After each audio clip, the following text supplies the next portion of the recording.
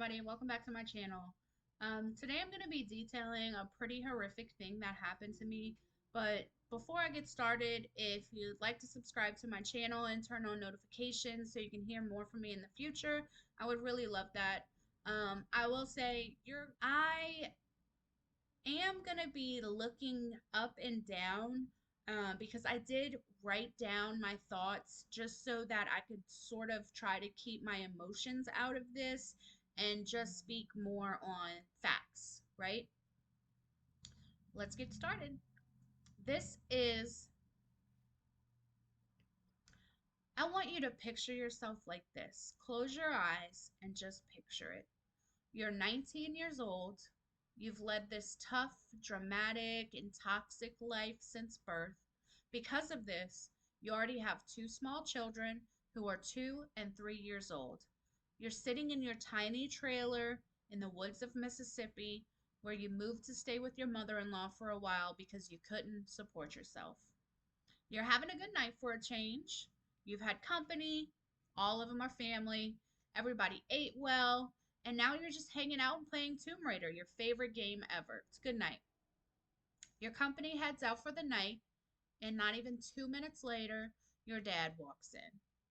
It's a pleasant surprise. You're from Louisiana. That's where your dad's from. It is weird, though. Not only does your dad not have a car that runs too great, but he's also driving with no license and no insurance. You smile big and you ask him, "What are you doing here, Dad? It's so late, but you're still playing your video game."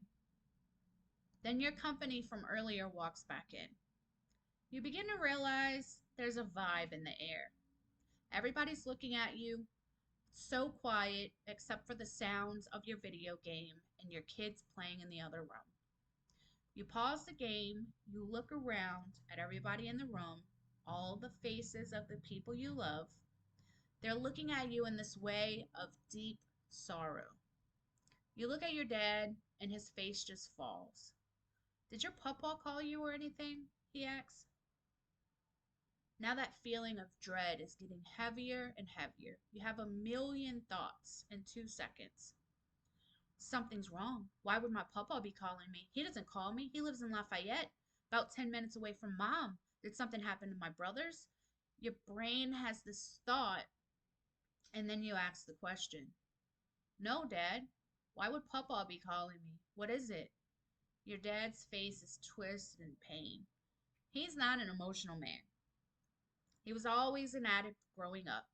Times were always tough when you were with your dad. His girlfriend of 20 years is crazy. She calls you fat, bitch, slut, whore, pig, every horrible name she can think of. She's done this since you were 9 years old. She's there too. She's also looking at you in that way. Then your dad says those three words that you'll never forget for as long as you live.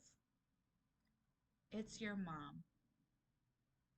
The remote falls from your hands. You start screaming and crying and not believing it.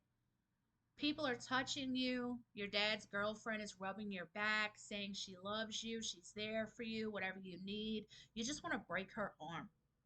You just want her to stop touching you. You don't know how long you stayed in that chair just screaming, "No, no, no, not my mama, not my mama."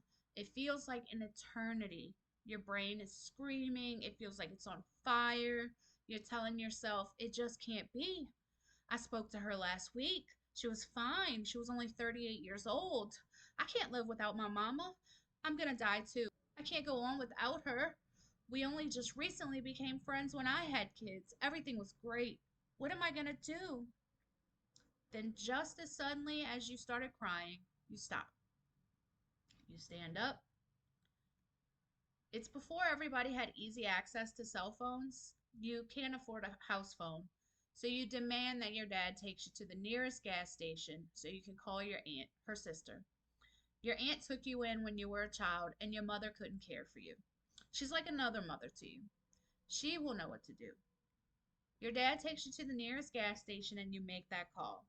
Your aunt answers the phone on the second ring and you cry out, "Oh, Aunt Dee Dee, tell me it isn't true." She sighs. It's true, she says. Your pain immediately turns to anger.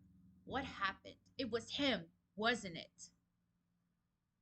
Your aunt replies, we don't know yet. She has to do an autopsy, but I have my suspicions. You tell your aunt that you're coming there. You're going to ride back tonight with your dad. You're going to Louisiana, and y'all are going to figure it out. That's how it happened.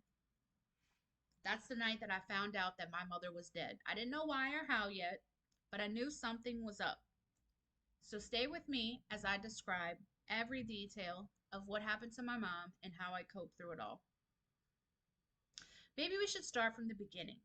My mother's name was Angèle Marie Nini. If you asked her what her name was, she would always say, Angèle. It's French for angel, but you can call me Angel. She was born on October 30th, 1966.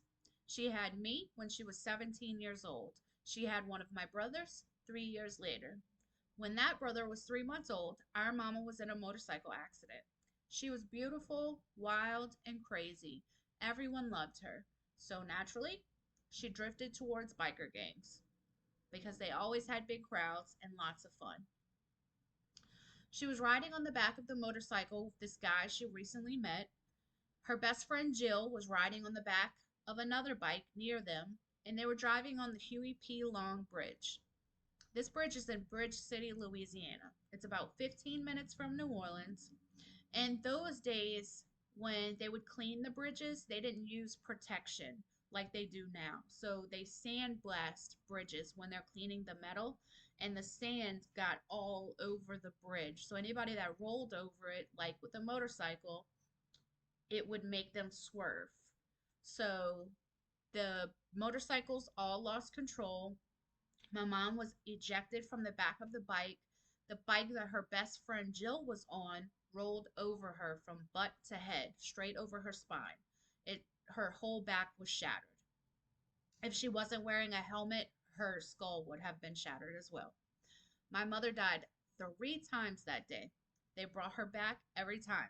The doctors said that she would never walk again, though. She would be paraplegic. She had to have two 24-inch steel rods placed in her back on either side of her spine. She used to tell people that all the time. I have two 24-inch steel rods in my back. It was sort of like to keep her body from being jelly, basically. I was at my dad's house that weekend. He dropped me off at my granny's house so I could play with my cousins. Granny was his mom. I was 3, but I vividly remember playing jump rope outside with my cousins. My Ganny pulls up. I already know that's weird because Ganny does not go to Granny's house. She could not stand my dad's side of the family. They all came from the wrong side of the tracks, in her opinion. Ganny told me to go get my things. I had to go with her. I didn't want to, but I could tell she was not in the mood. So I told everybody goodbye and I grabbed my little pink plastic backpack and I got in the car. Ganny brought me to Winn Dixie to get some snacks. And while I was there, I don't know if you guys remember, but there was these little pink, like plastic high heeled kids' shoes that you could buy from the grocery store. She got me some, loved it. Because I was 3, I don't remember anything after that. I don't remember how they told me or how I felt, but I was shipped off to go live with my Aunt Dee Dee. She didn't live in Louisiana anymore. She traveled the world. So that was cool. We lived in Boston, New York, Canada, Pennsylvania, California, but Boston is where we lived the longest. Everywhere else, we were just a minute here, a minute there. My brother was shipped off to live with his nanny. In Louisiana, we call our godparents nanny and parent. So he went to go live with his nanny. We were split up. My mother was in the hospital for a very long time. She was not able to care for us even when she got out of the hospital. She had to have Jill give her baths, and it was a whole thing. I remember vivid snippets of memories from Boston where we lived in a townhouse. So I would go up the stairs of the townhouse, and there was a bathroom at the top of the stairs. And I would get in the bathroom and I would stand on my tippy toes so I could see myself in the mirror. And I would think that if I spoke to my mom and dad through the mirror, that somehow magically they would be able to see me eventually. So I would say, Mommy or Daddy, If you can see me, please come get me. I'm being a good girl. I'll be good. I promise. I love you, mommy and daddy. Of course, that never worked. And I think about that now. If it were my kids going through that, oh my God, I would lose it. It'd be so sad. I was a really smart kid, even though I believed in magic. I mean, I was four. I was a really smart kid. So before I even started pre K, I could already read and write most things in cursive, which most kids today can't even write in cursive. My aunt and uncle were really strict. Like, for example, the only way that I could have dessert is if I spelled some new big word, and I remember it felt like weeks. But one time I could not get dessert because I could not spell dessert. I kept spelling desert, and it stressed me out. My aunt made me read her a book every night. Still to this day, I love reading books so much. I love just jumping into those worlds, and that's how I relax, basically. I think if I would have stayed with her, I would have ended up being a genius. But when I was five, I think my aunt could tell that it was affecting me, that I couldn't see my mom and dad. So she moved back to Louisiana. My mom was getting better at that point. Um, so I was able to go visit my mom sometimes. She beat the odds. She was walking around. She had to have this crazy, crazy back brace on all the time, but she was walking. My aunt put me in this private Christian academy when I was five. So I went to kindergarten and a Christian school. And at some point, she did ask my mom to start contributing to the tuition of that school because my mom was suing the railroad company, which those were the people that were cleaning the bridge, sandblasting the Huey P. Long Bridge. Um, and because nowadays they use blankets, these huge covers when they sandblast so that the sand doesn't get on the bridge, and that is because of my mom. Um, her lawyer told her that she would get at least $1 million. So my mom was borrowing money from her lawyer to buy like cars, clothes, TVs, video cameras, whatever she wanted, like even a house at one time. Um, he knew how big that case was gonna be, how much she was gonna get, so he gave her whatever she wanted. Once my aunt asked for tuition, my mother demanded that I go back and live with her. So I was pulled from this private Christian school and placed into public school, which is like a very big difference. You know, at the Christian school, we would pray, we would like go to the chapel or whatever, and public school is just a bunch of like wild, crazy kids. So it was very different. And gone were the days of like somebody forcing me to learn and making me read books to them. My mom's house was fun, but it was hell most of the time. The motorcycle guy that my mom got with is horrible. I cannot freely speak the things that he did to her, but let's just say blood and bruising came with the territory 9 times out of 10. It was involved so regularly. My mom did end up getting pregnant again with my last little brother.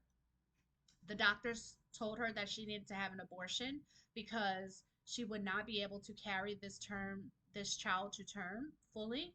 And if she did, it could break her back. It could put too much pressure on the rods in her back. And no doctor wanted to take that case because it was like way too risky. Nobody wanted to help her bring that kid to term. She did end up finding eventually one doctor. It was so hard, it took forever, but she did. She carried my brother to term, and she had no problems from it. The rods didn't bend or anything. Um, they told her that she was going to be in a wheelchair, but nothing. She was fine. During her entire pregnancy, though, I watched her bloody and bruised. I called the police almost every weekend, begging for them to help my mom. Um, Back then, it was not like it is today, so nothing happened. The cops were at our house all the time, and nothing happened because my mom would not press charges. I remember one time I was 7, and he was out in the street just slamming my mom into the ground. He had already grabbed her by her hair and flung her over the fence, and he was just face slamming her into the ground, right? And so I went outside and I got the biggest Michael Myers thing that I could find. and I just went at him, right? But I was 7 and he was a grown man. So he easily just grabbed my wrist, threw it to the side, and acted like I was a psycho. That's my thoughts as a 7-year old. Imagine that. Anyway, I have this very vivid memory one night of when she was pregnant and he was harming her. And she had just bought me this beautiful wooden jury box for my birthday. And this man told me that if I did not sit in the corner and watch what he was doing, then he would shatter my things. So I had to sit in the corner and watch what he was doing. Not like it was a change anyway, right? Because I was screaming, "Please stop, don't hurt her," and I better shut up and sit in the corner and not say a word, right? Well, my other brother, he came back to live with us from his nannies when he was about 6 years old. So I think it was like 3 years after I came back to live with my mom.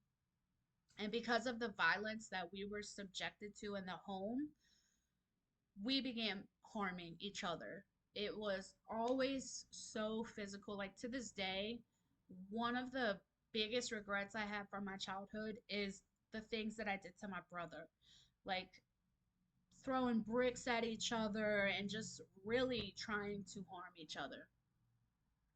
She stayed with that guy for 9 years. And when she finally left, I was like, oh my God, the world might be okay to live in again. I was wrong. My mom did not know how to be alone. She needed to be with a man. I don't know what trauma my mom must have gone through when she was younger or whatever to crave toxicity so deeply. I never got to ask her. But she ended up with this drug dealer after that guy. And she stayed with him for about like 4 years. And there was always drinking and fighting, but he didn't harm her physically. So he was actually the best guy she's ever been with. Well, I mean, my dad's all right. He's just not all right. Anyways, I was not okay in the head after the previous 9 years. So I wanted my mom to myself. This caused problems between me and my mom because I didn't want her to be with a man. So her and I were always fighting. Because of that, I didn't live with her. Um, like when I was 14, she finally got that settlement from the motorcycle accident. It took 10 years, but she finally got it. I was already living with my now husband and his sister, who is my best friend or was my best friend. My husband is almost 2 years younger than me, so he's not like it wasn't creepy like he was some old man or something. We lived with their mom. Um, I wanted to stay with them because there was always drugs and parties, and all the bad kids in the neighborhood would go there. His mom didn't care. None of us went to school. My parents didn't care that I was there. It was like no big deal, right? My mama ended up clearing $500,000 because she owed the lawyer the other half because she had been borrowing from him through the years. What did she do with the money? She became a crackhead. Yeah. She left that drug dealer, and then after not hearing from her for a few months, finally I tracked her down, and apparently she had gone to Vegas at one of those little weird Elvis chapels, and she married a crackhead. Weird. She bought a little trailer in a trailer park, and all of the little crackheads of the trailer park would be at my mom's house every single night, smoking up all her money.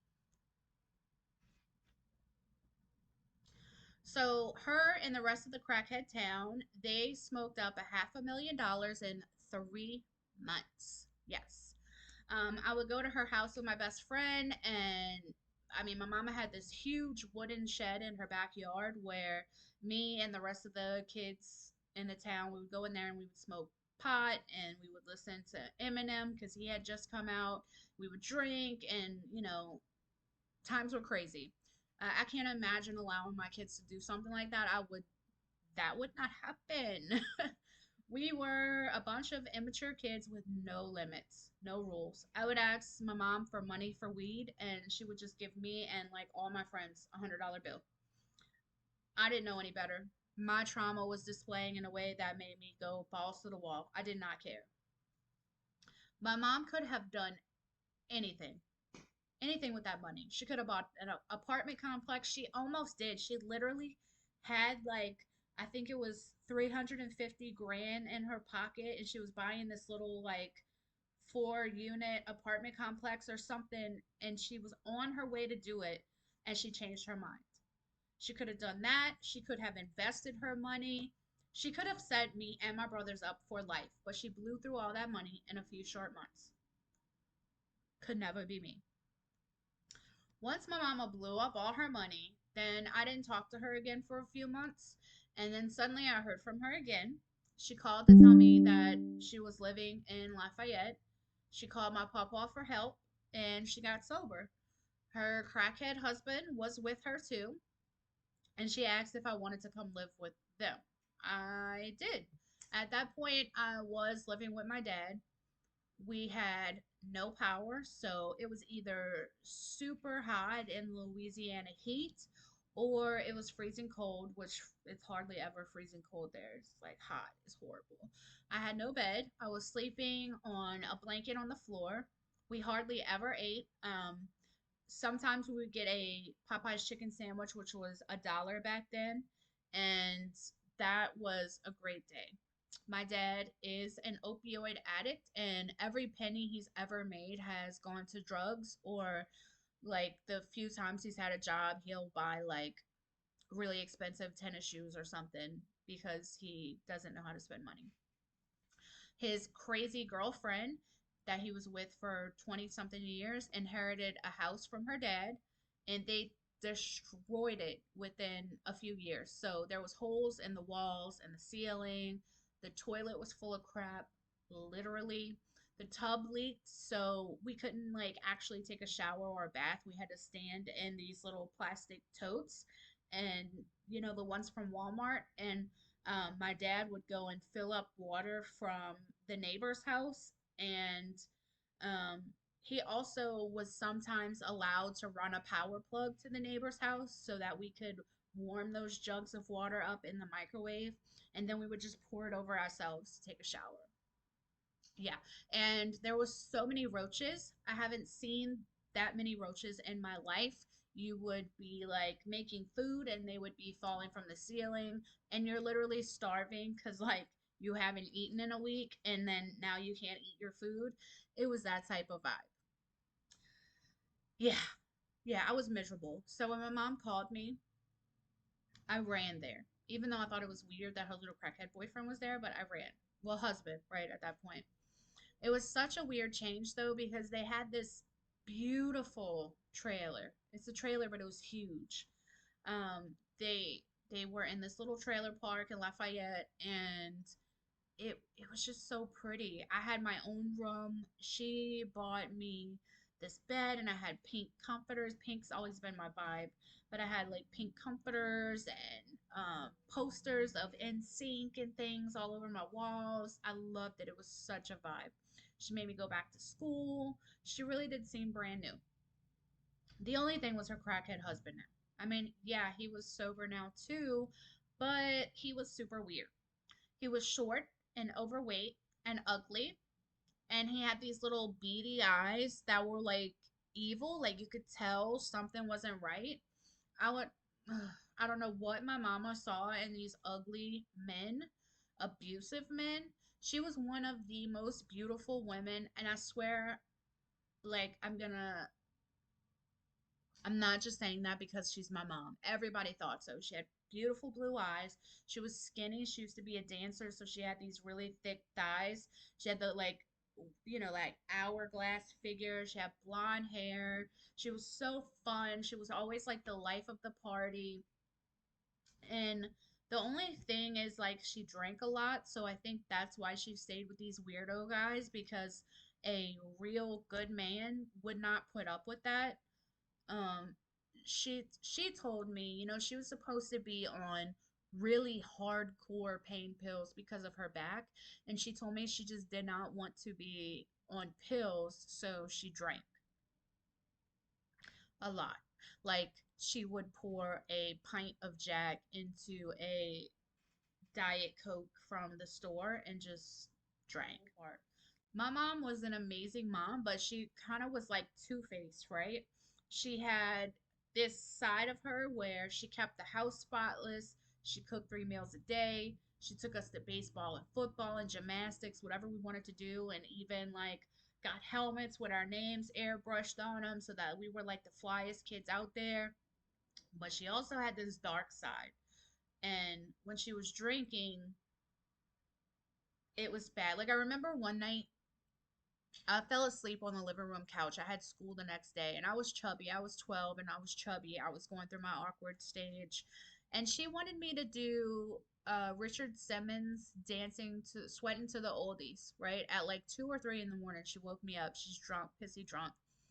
And I didn't want to. I had school the next day. And so she took the remote control and she just wailed on me, like in my face. I'm like blocking. And it was like that a lot. Okay.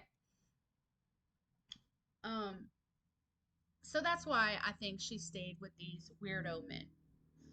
And I remember the first time I saw this weirdo guy when I was in my right mind.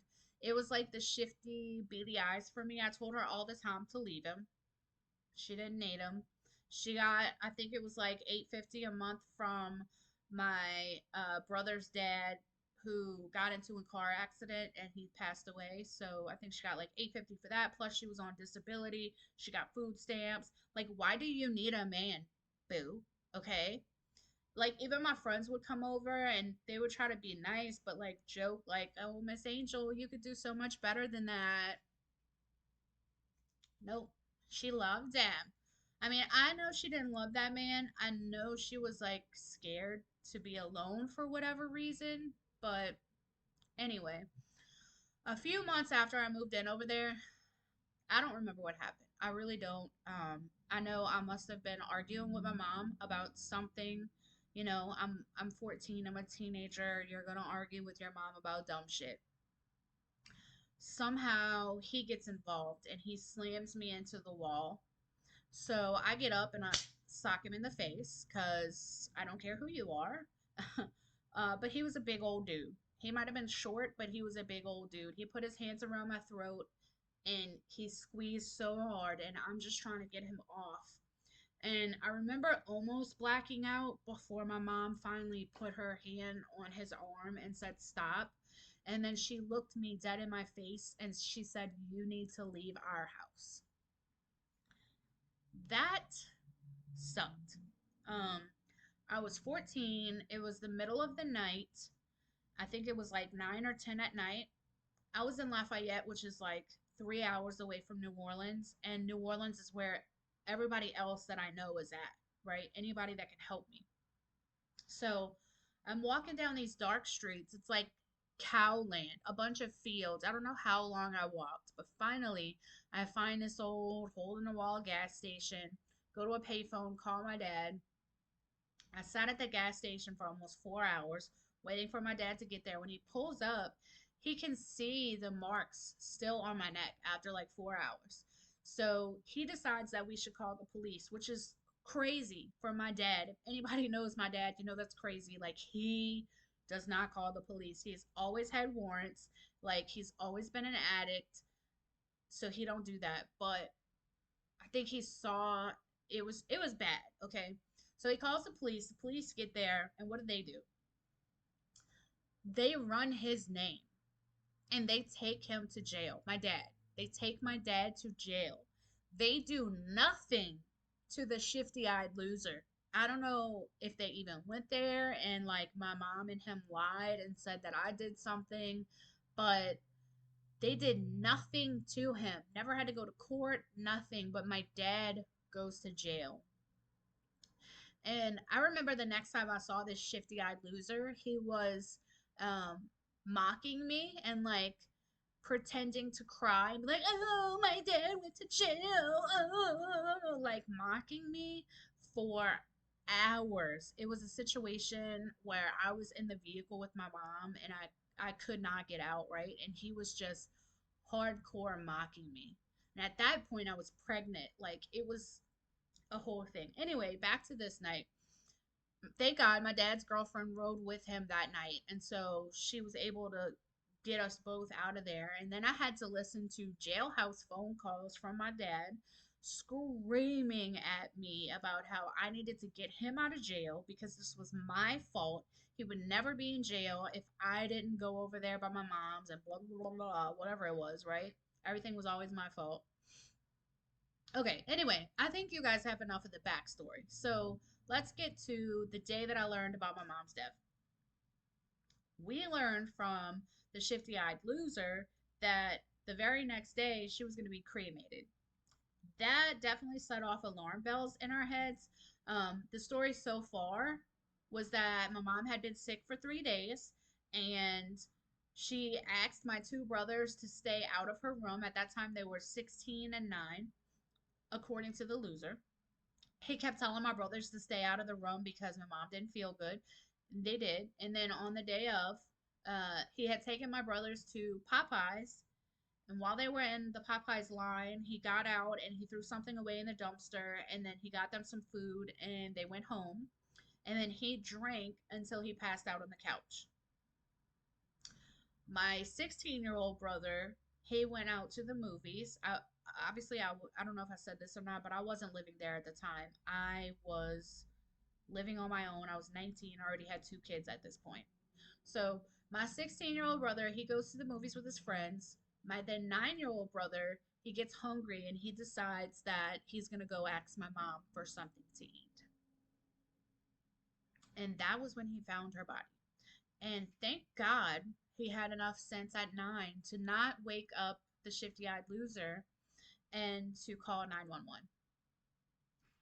When my aunt and I found out about the cremation plan, I told her, like, something isn't right. Can we stop this? Like, what can we do? She was worried that because they were married, he was going to have the power to do whatever he wants. But she called the detectives and she told them of our concerns. And the detectives basically said, listen, like, we already know a 38-year-old, young, no health problems woman should not just pass away. So it's already under investigation. Don't worry. The next day, we get this phone call, and they're like, guess what? That loser's been arrested. The detectives told us that they had all the evidence that they needed for first degree murder. The clothes that my mom was wearing at the time of her death had been stripped from her body. She had been redressed. The soiled clothes had been thrown in the washing machine, along with the sheets and the blankets from the bed. There was blood, like they used the luminol thing, and they found blood on a turkey baster and in the bathtub. And they said that they could just tell, they're awesome. They could just tell that someone was using the turkey baster to suck up blood and squirt it down the bathtub. And so then the blankets were changed, the sheets were changed, clothes were changed, and everything was left to make it appear as if she had just peacefully drifted away, right? So the coroner's report showed that there was a tear inside of her lady part where it was clear that somebody had forcefully shoved something inside of her and ripped something in there. There was bruising under her lips, which showed that, like, there was clear indication that someone was firmly pressing down, keeping her mouth shut. The coroner was also able to tell that the wound was not instantly fatal. She bled to death slowly for 18 hours while somebody covered her mouth until she was gone. So later on, um, I go to the trailer to pick up some of her things, and I saw the bed that she was sleeping on. It was covered in blood. I mean, there was probably this much of the bed that did not have my mother's blood on it. I dropped to my knees. Like, it was so overwhelming. And then at the time, the shifty eyed loser's family, he's in jail, right? And they keep calling my aunt saying that they want their furniture, the furniture that's in my mom's trailer, because they bought it for them and they want it back, that we can't take it. And we're like, no, what? He's literally in jail for harming our family member, and you just give a shit about your couch? No, F you and your couch. But somehow they got in there before we were able to get there, and they did take it. The audacity. They were trying to take her car too, because they said they bought her car. But luckily, that was in her name, and they couldn't just take it. So, um, his family's rich. I would call them old money rich. They own grocery store chains, and so I know for a fact, okay, let me not say I know for a fact, allegedly, he always got in trouble and they always got him out of trouble. After the the I think it was a couple years after actually, one of his ex-wives, she spoke to me at someone's house and she told me, I don't know if this is true, so this is alleged, but she told me that out of his five wives, she was the only one that was still alive. One had been found wrapped up in garbage bags at the bottom of a river, and then I don't know what happened to the other ones, and that he tried to choke her and she got away. She almost died because of him. That's alleged. I don't know. That just came from her. I don't know if that's true, but it does make sense to me. Um, Allegedly, also, he was sleeping with his niece. Um, Allegedly, my mom found out about that, and that was one of the reasons she was trying to leave him at the time. So we went to court and the trial was postponed. Of course, they always do that. The DA told us, though, in like this really harsh tone, that it would be a tough case to beat because she had cocaine in her system. We were like, what? This was the first time we were hearing this. We're like, what? She was sober for 6 years.